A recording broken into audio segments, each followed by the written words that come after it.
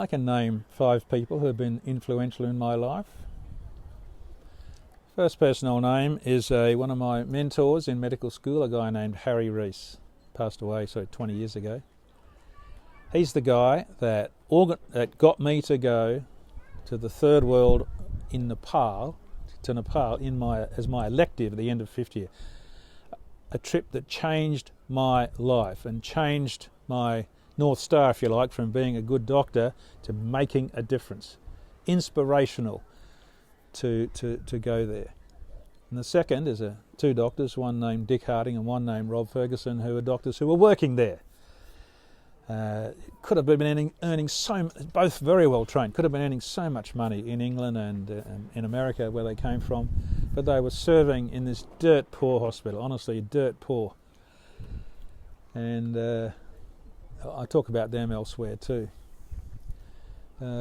Another person is my Year 7 teacher, Ray Robinson, whom I've mentioned.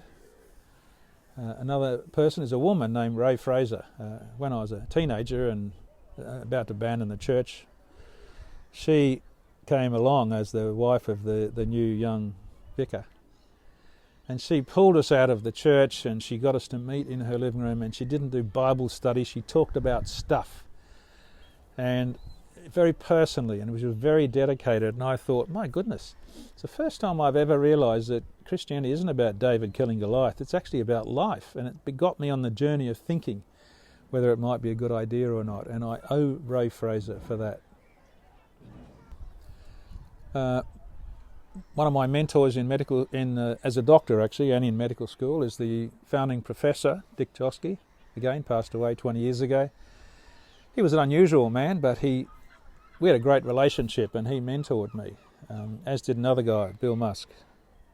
But what about things about Dick? He was the professor of medicine, incredibly bright, but I was his registrar a number of times, and I'd see him on ward and he would sit on the patient. This little old lady's had heart failure and she's breathless, and he would sit there and he'd hold her hand and say, "Oh, Mrs. Jones, this must be really hard. I appreciate it. It's hard to be breathless, but we're going to give you an injection of something into the vein. It's going to make you pass a lot of urine, but I guarantee that tomorrow you're going to feel a whole lot better." And he would sit down to be at eye level and make eye contact, touch, and he was a great role model for me. He was also a researcher, and I became a researcher. I've had a number of friends that have been important in my life. I have 3 very close friends: Pete Prout, Mark Edwards, Peter LeSwift. Pete's a retired academic educationalist. Mark is a retired heart surgeon, and Pete's a semi-retired, no he hasn't, you won't like that, professor of paediatrics. They're great friends. We all get together often. And they've not just been good friends to me, and I know they're there for me. I mean, it's unusual to have 3 such good friends. But I learn a lot talking to them and being challenged by them and hearing about their journeys. I love hearing about people's journeys. 2 of them have gone through divorces, so I've been there with them on that journey. Quite a number of people I owe a debt to, but they're just some of them.